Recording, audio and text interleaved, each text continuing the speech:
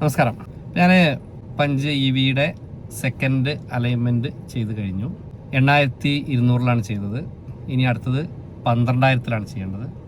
Company പറഞ്ഞത് 15000 സർവീസിൽ കൂടെ ചെയ്താൽ മതിയെന്ന്. അപ്പോൾ വിചാരിച്ചുള്ളതെന്ന് വെച്ചാൽ ഓരോ 4000 ചെയ്യുക. കാരണം നമ്മൾ ടയറിൻ്റെ ഒരു സംരക്ഷണം നോക്കുന്നത് എപ്പോഴും നല്ലതാണല്ലോ. അപ്പോൾ 12000 കമ്പനി പുറത്തുനിന്ന് ചെയ്യുക, ബാബാസിന് ചെയ്യുക. അതിന് ശേഷം 15 വരുന്നത് അല്ലെങ്കിൽ 16 പിന്നെ വരിക. അത് എന്ത് ചെയ്യുക, കമ്പനിയിൽ നിന്ന് നേരിട്ട് ചെയ്യാമെന്ന് വിചാരിക്കുന്നത്. കാരണം അന്ന് കമ്പനിയിൽ നിന്ന് പറഞ്ഞൊരു സംഭവം ഉണ്ടല്ലോ, നമുക്ക് കൃത്യമായിട്ട് ഇടയ്ക്കിടയ്ക്കെങ്കിലും കമ്പനിയിൽ നിന്ന് ചെയ്യണം എന്നുള്ളത്. അപ്പോൾ അത് അടുത്ത ഒരു 15000 കമ്പനിയിൽ നിന്ന് ചെയ്യാൻ വിചാരിക്കുന്നത്. അപ്പോൾ ഞാനിക്കുറി ചെയ്തപ്പോൾ അതിൻ്റെ ബില്ല് വാങ്ങിച്ചു. അന്ന് വീഡിയോ ചെയ്തപ്പോൾ പലരും പറഞ്ഞു ബില്ലുണ്ടെങ്കിൽ നമുക്ക് അലൈൻമെൻറ്റ് ചെയ്ത് തെളിവാണ്. ടയറുമായി ബന്ധപ്പെട്ട ഒരു വിഷയം ഉണ്ടാവുകയാണെങ്കിൽ കമ്പനിയിൽ നിന്ന് ഒരൊറ്റ അലൈൻമെൻറ്റ് ചെയ്യാത്തൊരു വണ്ടിയാണെങ്കിൽ സ്വാഭാവികമായിട്ട് അലൈൻമെൻറ്റ് ചെയ്തിട്ടില്ല പരാതി ഉണ്ടാവും. അപ്പോൾ അതിന് ബില്ലുണ്ടെങ്കിൽ നമ്മൾ സേഫാണ്. കാരണം ബില്ല് കാണിച്ചാൽ അലൈൻമെൻറ്റ് ചെയ്തു എന്നൊക്കെ പറയുന്നത്. എനിക്കൊരു ഉറപ്പില്ല കേട്ടോ. അവരുടെ ടാറ്റയുടെ അലൈൻമെൻറ്റ് സർവീസ് സെൻ്ററിൽ ഉണ്ടായിരിക്കുക. നമ്മൾ പുറത്തുനിന്ന് ചെയ്തിട്ട് അതിനുമായി ബന്ധപ്പെട്ടുണ്ടാകുന്ന വിഷയങ്ങൾക്കൊന്നും ഒരിക്കലും ടയറിനുമായി ബന്ധപ്പെടുന്ന വിഷയങ്ങളൊന്നും കമ്പനി ഒരിക്കലും അത് അംഗീകരിക്കുന്നത് തോന്നിയില്ല. എങ്കിലും ബില്ല് വാങ്ങി വെച്ചിട്ടുണ്ട്. 450 രൂപയാണ്.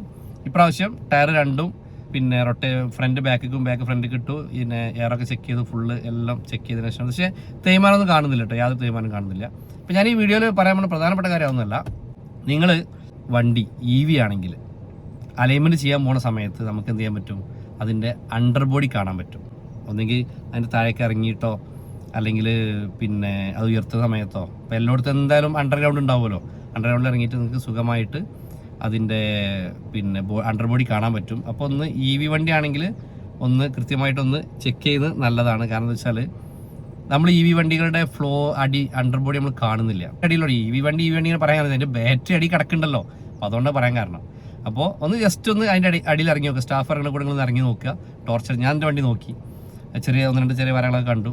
അപ്പോൾ അതൊക്കെ നമുക്ക് നോക്കിയിട്ട് നമുക്ക് എന്ത് ചെയ്യാൻ പറ്റും, ഓരോ 4000 കിലോമീറ്ററിൽ അടിയിൽ എന്തെങ്കിലും തട്ടി കല്ലൊക്കെ അടിക്കാം. അപ്പോൾ കല്ലൊക്കെ അടിക്കണമൊക്കെ നമുക്ക് മുൻകൂട്ടി കാണാനും അതെന്തെങ്കിലുമൊക്കെ അവിടെ തുരുമ്പ് വരുന്നുണ്ടെങ്കിൽ നമുക്ക് എന്ത് ചെയ്യാം, ഇപ്പോഴേ പേച്ചടച്ചു കൊടുക്കാനൊക്കെ സൗകര്യമാണ്. അപ്പോൾ അതുകൊണ്ട് ഞാൻ ചെയ്തു. അപ്പോൾ അതൊരു അഭിപ്രായം പറയാണ്. നിങ്ങൾക്ക് വേണമെങ്കിൽ എന്ത് ചെയ്യാം, ഓരോ 4000 അലൈൻമെൻറ്റ് ചെയ്യുന്ന സമയത്ത് വെറുതെ അവരുടെ കൂടെ താഴത്തേക്ക് അതിൻ്റെ ആ ഒരു അണ്ടർഗ്രൗണ്ടിൽ ഇറങ്ങി കഴിഞ്ഞാൽ നമുക്ക് എന്ത് ചെയ്യാൻ പറ്റും, മുകളിൽ നമ്മുടെ വണ്ടിയുടെ ബാറ്ററി ഫുള്ള് ചെക്ക് ചെയ്യാൻ പറ്റും. ഞാനത് ചെയ്തു. ചെറിയ 1-2 വിഷയം കണ്ടു. അപ്പോൾ ഞാൻ അടുത്ത സർവീസിൽ അത് ക്ലിയർ ആണെന്ന് വിചാരിക്കുന്നുണ്ട്. അപ്പോൾ അത് എല്ലാവർക്കും ഒന്ന് അറിയിക്കാൻ വേണ്ടി, അങ്ങനെ ഒരു ഓപ്ഷൻ വേണമെങ്കിൽ ചെയ്യാമെന്ന് പറയാൻ വേണ്ടി മാത്രമാണ് ഈ വീഡിയോ. അപ്പോൾ അലൈൻമെൻറ്റിൽ കാര്യമായ പ്രശ്നമൊന്നുമില്ല. എന്തായാലും ഇപ്പോൾ 8000 കഴിഞ്ഞു. ഇനി അടുത്ത് 12000 ഓക്കെ. അപ്പോൾ ഇനി 15000 ഞാൻ കമ്പനിയിൽ നിന്ന് സർവീസ് ചെയ്യുമ്പോൾ അതിൻ്റെ കൂടെ ചെയ്യാൻ വിചാരിക്കണം. പക്ഷേ എന്താ വെച്ചാൽ 450 പുറത്ത്, അവിടെ 1000 ചെയ്യാനാവുക. അപ്പോൾ അതുകൊണ്ട് 1000 ആണെങ്കിലും നമുക്ക് സേഫ് വാറണ്ടി കൂടെ സേഫായി വെക്കേണ്ടതുണ്ടല്ലോ. അപ്പോൾ അതുകൊണ്ട് 15000 സർവീസ് എന്തായാലും ഞാനത് കമ്പനിയിൽ നിന്ന് തന്നെ അലൈൻമെൻറ്റ് ചെയ്യാൻ വിചാരിക്കുന്നത്. Okay, by.